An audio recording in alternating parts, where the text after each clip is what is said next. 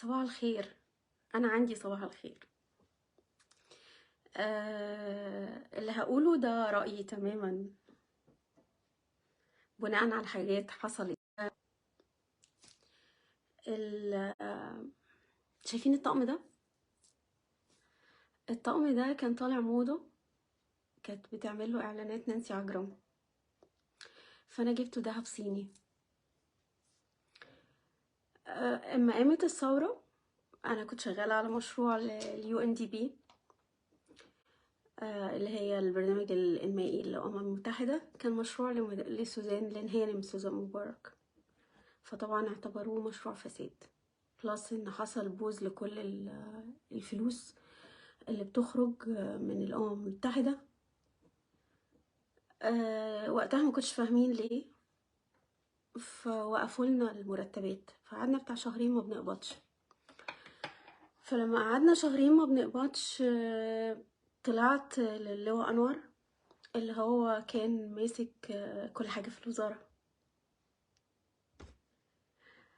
ف راح باصص للطقم ده عشان عايزني أبيع الذهب الكردان اللي في صدرك يا سحر عشان أصرف على نفسي. فراح باصص لي قال لي كده: انت معكيش فلوس؟ قلت له: تفتكر ان انا المفروض يبقى لي مرتب واروح ابيع في ذهبي علشان اعيش؟ انت شايف ان ده؟ قال لي: طب ما انا كمان يا امل ما بقبضش. قلت له: انت عندك معيش من الجيش بتقبضه، واكيد انت مش فلوسك معتمد عليها زيي، يعني انت ممكن عندك ملك، انا عندي ايجار، فاكيد في ظروف مختلفة بينا لان انا اكيد مش زيك. و راح رافع سماعة تليفون على حد اللي ماسك الشؤون المالية، كان باسم سامر، اي حد من الناس الزبالة دي. وبعدين راح قايل: آه هم زبالة عشان حرامية طبعا، مش عشان حاجة. راح قايل لهم: امال تصرف مرتبها معايا الشهر ده. يعني هو الراجل بياخد مرتبه عادي واحنا ما بناخدش مرتب ماشي. لما عملت كده باسم ولا سامر ولا هو ايفر من الزبالة دي اتنفسن وقال ومرضيش يتنزل لي المرتب معاه عشان انا عديته ورحت للواء انور مش ده موضوعنا. الحاجة التانية، بنت عباس كامل اللي اسمها جولستين كانت بتشتغل، اولا اتعلمت في انجلترا، ما لقيتش والشهادة بتاعتها في الذكاء الاصطناعي تقريبا، وجيت مصر اشتغلت في مستشار وزير الاتصالات. فكان محيرني اسمها جولستاني ممدوح، اللي كان وهي بنته الوحيدة على فكرة، وما عندوش بنات في الإذاعة والتلفزيون اسمها فاطمة ولا أي كلام من الكلام الفاضي ده، ما فيش، هي ما عندوش غيرها. فظابط جيش بيعلم بنته في انجلترا، منين؟ ولما تجيب بنتك تشتغل في وزارة الاتصالات مستشار، يعني انت ما لقيتلهاش شغل بره بقيمة شهادتها، يعني محدش قيمها بره، ولا انت جايبها تكمل سرقة جوه؟ ولا لما تقعد هي تقبض مرتب وتتعلم بره. وانا برضو بنت ضابط جيش واتعلمت تعليم عادي جدا، واجتهدت واشتغلت على نفسي وخدت كورسات وبتاع، واشتغلت من غير واسطة، وقعدت الف على حقي 4 سنين عشان اخد مرتبي وماخدوش. ليه هي تاخد وانا ماخدش واحنا الاتنين ولاد ضباط جيش؟ بقول الكلام ده ليه بقى؟ عشان المقابلة اللي اتعملت مع محمد ناصر امبارح مع مدرسة السيسي في الكلية الحربية في أمريكا، وطريق وإنه يطلع هو وصدقي صبحي ياخدوا كورسات ولا ياخدوا برنامج المفروض إنه ماستر ديجري وحاجة كده، وهم ما معهمش لغة. وقالت لك إن البلد هي اللي بتحدد مين اللي بيجيلنا ومين ما بيجيلناش، وإن البلد اللي بتصرف واحنا بنصرف جزء. فيا ترى فهمتوا البلد ماشية ازاي والبلد بتاعت مين؟ يعني المهم ده بالنسبة لمقابلة مدرسة السيسي امبارح. وكون ان مدرسة السيسي تطلع امبارح وتعرب عن قلق الإدارة الأمريكية لما قال إليه الوضع في مصر خاصة بالناس الفقراء، ومع تواجد ساويرس هنا في أمريكا وتواجد السيد البدوي، الناس اللي بتطلع كانت في التلاجة وبتتفك مرة واحدة دي. نرجع بقى لتقرير صندوق النقد والتدخل الأجنبي والشروط بتاعت صندوق النقد اللي طلبت من مصر خروج الجيش وبيع الشركات علشان يسددوا الديون. ونرجع لبرنامج تكافل وكرامة اللي اتقام بفلوس صندوق النقد، مع ان احنا عندنا برنامج مع وزارة التموين اللي هو بيطلع التموين للمصريين، وعندنا برنامج للمعاشات اللي بيطلع المعاشات يعني، والاتنين بيتلغوا بطريقة لطيفة جدا عشان انت بيجيلك فند ليهم. فمش ان انت بتكمل عليهم، لا انت بتلغيهم عشان تسرق فلوس جايلك من بره بنفس الفلوس اللي موجودة جوه.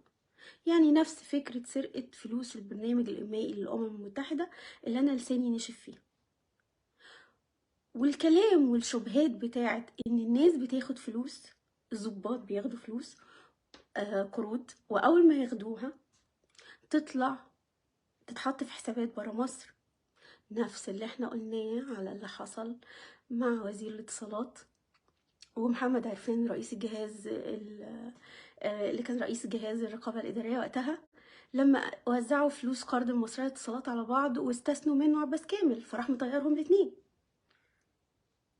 يعني اللي كان بيحصل في وزارة الاتصالات ما هو إلا حاجة صغيرة بتحصل في الدولة كلها. يعني أنا مثال، زي ما كنت كده معمولة مثال إن أنا كل ما أخش أخد حقي في محكمة تتقفل. كنت محطوطة زي فار تجارب لقفل حقوق الموظفين، ما كانوش سايبيني يعني عشان أنا جامدة، لا كانوا سايبيني عشان يشوفوا هيعملوا ايه في غيري وغيري وغيري ويقفلوا ده ازاي، لان في زي كتير. معلش يا ممدوح بس بتقطع عشان في حد بيكلمني وانا بحاول اقفل عليه، معلش انا اسفه. ده اللي بيحصل ان انا معموله فار تجارب، عشان كده اخدت احكام وما اتنفذتش عشان كانوا بيشوفوا يقفلوا ده على اللي غيري ازاي. عشان كده انتوا اخركم ان انتوا كنتوا تتكلموا او تعترضوا على اي حاجة في الاعلام في القضاء في اي حتة كان في 2017 اول ما مسك عباس كامل المخابرات العامة. ماشي.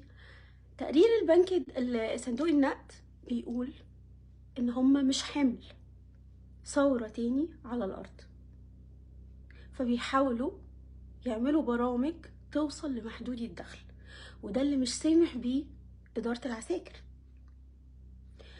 هنحط جنبهم كلام بايدن ان اخر حكم السيسي هيبقى في 24، عشان كده الناس اللطيفة اللي انتوا عمالين تشوفوها بيحضروا وبيحضروهم زي ممدوح حمزة اللي دلوقتي قاعد في دار الدفاع الجوي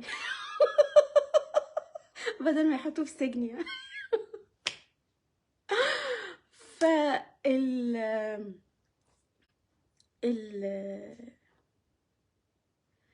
التقرير اللي هتقروها اولا دول موجودين على موقع صندوق النقد، وهتلاقوا كمان رد لمنظمة الهيومن رايتس بتضرب فيه او بتنتقد فيه البرنامج الاخير القرض الاخير اللي معمول لمدة 46 شهر سوري اسفة لمراقبة اداء الحكومة المصرية لسداد الديون، وان هم يحاولوا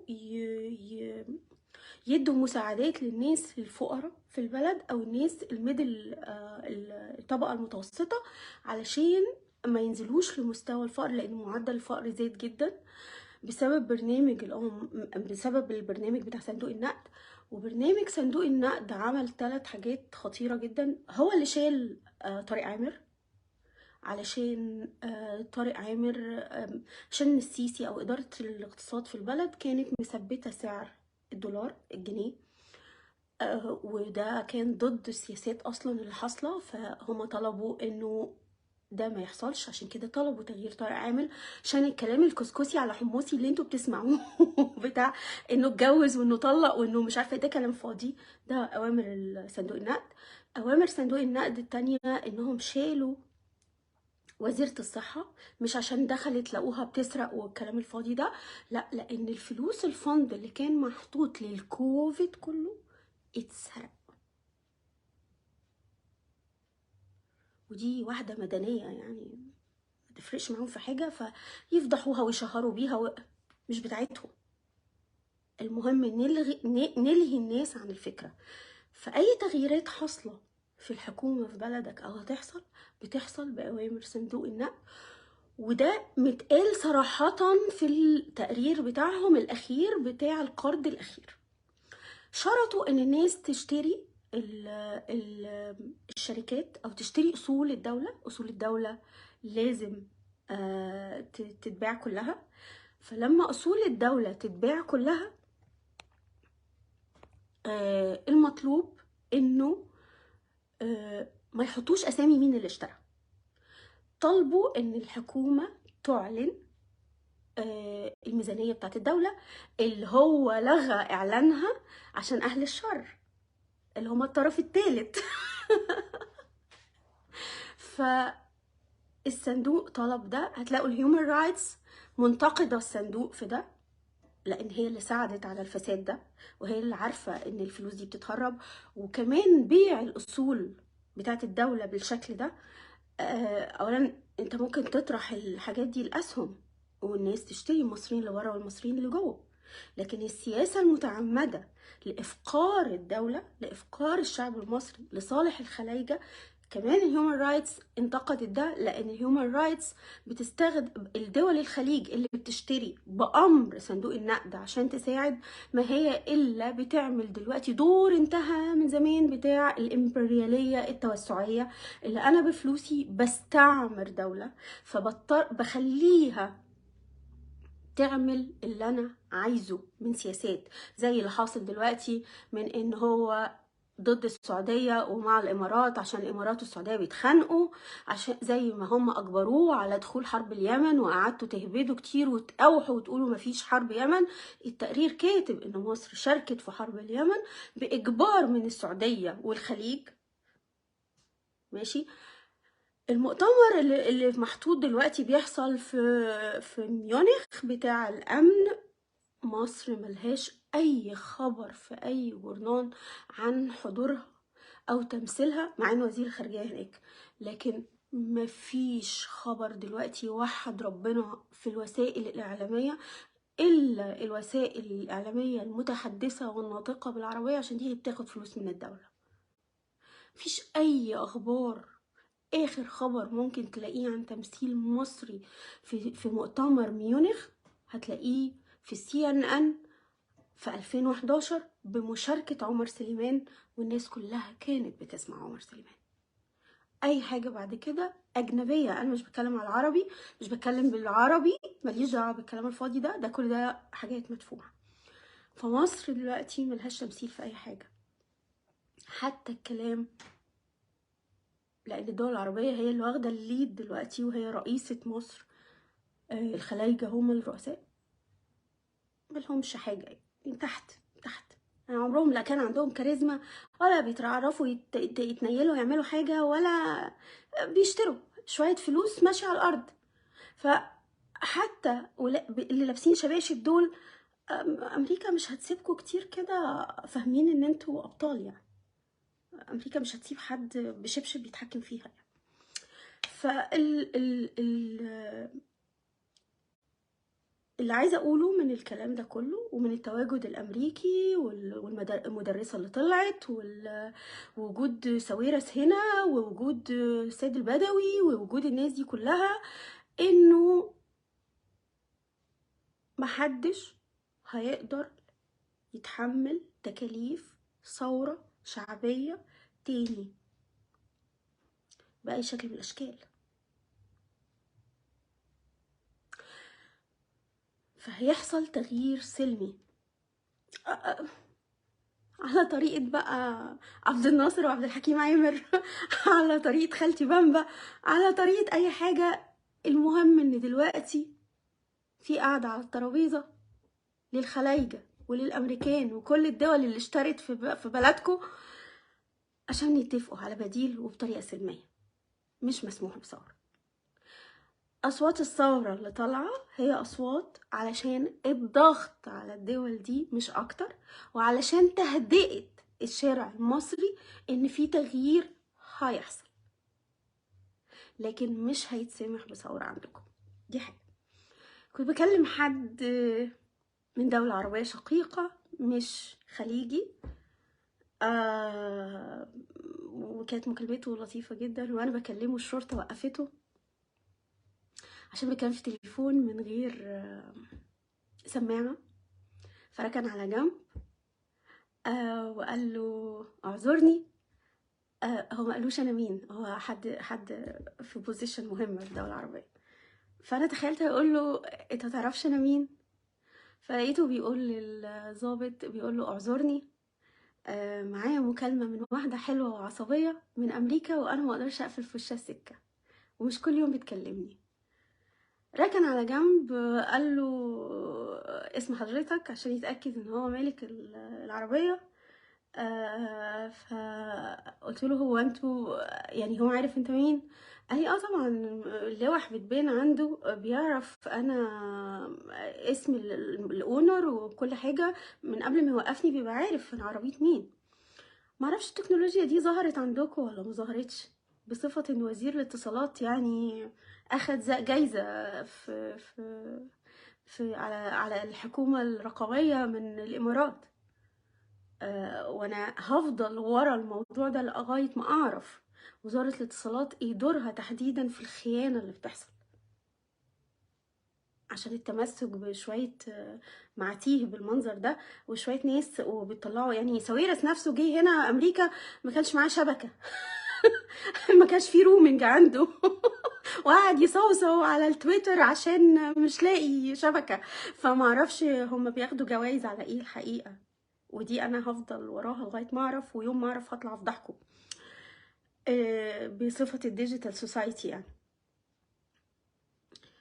وهكلمكم بقى في فيديو تاني عن الضبطية القضائية ل66 شخص من وزارة الاتصالات، مش من الجهاز القومي لتنظيم الاتصالات. 66 شخص وزير العدل مديهم حق الضبطية القضائية. ليه 66 شخص؟ ليه؟ انتوا بتعملوا ايه؟ بتعملوا ايه بجد يعني عشان تاخدوا ضبطية قضائية؟ ده انتوا بتصلوا الظهر، بتيجوا الصبح تفطروا، تصلوا الظهر، بعدين تصلوا العصر، وبعدين تقفلوا وتروحوا. بتعملوا ايه؟ وانا كنت شغاله معاكم، بتعملوا ايه عشان تاخدوا 66 واحد ياخدوا ضبطية قضائية؟ انتوا بتستهبلوا. ده انا ما كنتش اعرف اعدي من الكوريدور عشان انتوا بتصلوا، وكلكم حراميه ما شاء الله، كله بيثبت الثرى وحرامي. فانا عايزه اعرف الصراحه بتاخدوا 66 واحد بياخد ضبطيه قضائيه ليه؟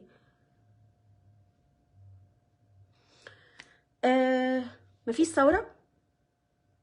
ظهور المدرسه وساويرس والسيد البدوي وكل من هب ودب جاي على امريكا دلوقتي، وده لازم تحطوه في الاعتبار ان في تغيير جاي. هل التغيير بانهم هيبقى داخلي؟ واشك، لان اللي جوه بقوا طبعا كلهم حاجه يعني بتاخد فلوس وخلاص وبيسرقوا الفلوس على بره. هل التغيير هيجي بالامر؟ هل ايه اللي هيحصل؟ بس كده. في تغيير. اقروا، حاولوا تقروا، يعني يا أمة اقرأ، حاولوا تقروا.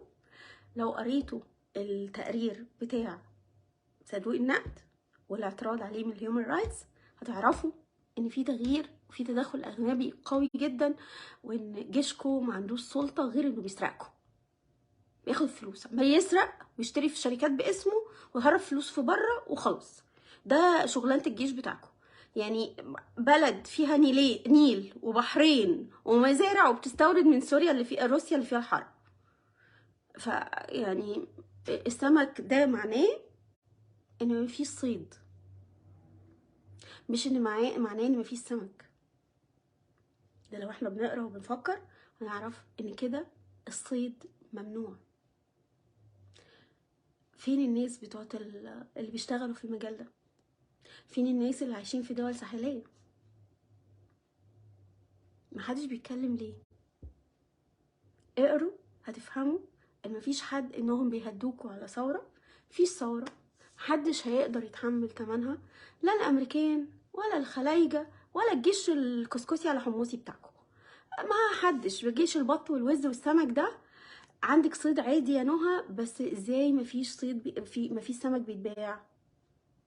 ليه بنستورد سمك؟ حد يقول لي بنستورد سمك ليه واحنا عندنا مزارع ونيل وبحرين؟ من امتى ده السمك كان ارخص حاجه عندنا؟ اللي ما كانش بيلاقي اكل لحمه وفراخ كان بيروح ياكل سمك. حد يقول لي سبب للسمك مش موجود ليه وبنستورد سمك ليه؟ حد يقول لي حاجه منطقيه للسمك، حاجه كده افهمها. السمك انا ما باخدش معلومات من اجهزه مخابرات، انا بقرا حاجه بقارنها باللي كان بيحصل معايا واطلع اقولها. حد يقول لي معلومه سليمه كده او بلوجيك حتى منطقي، يقول لي ازاي بلد فيها بحرين ونيل ومزارع سمكيه ما فيهاش سمك وبنستورد سمك من روسيا بتاعت الحرب.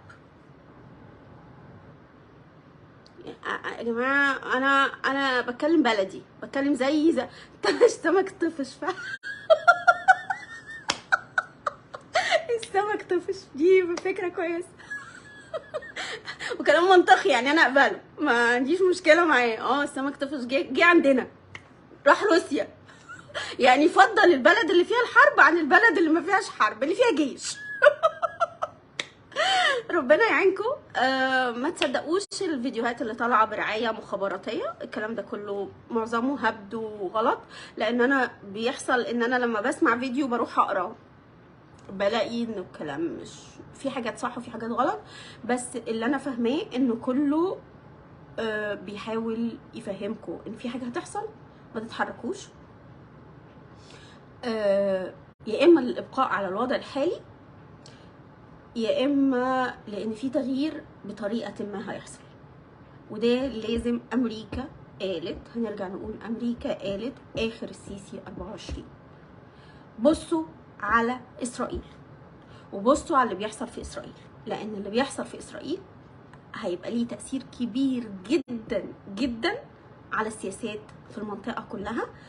لسه المظاهرات شغالة ماشي، القضاء قايم، ودلوقتي التصريحات كلها بتقول ان اللي عايز يعمله نتنياهو ده هيحولنا لأفغانستان.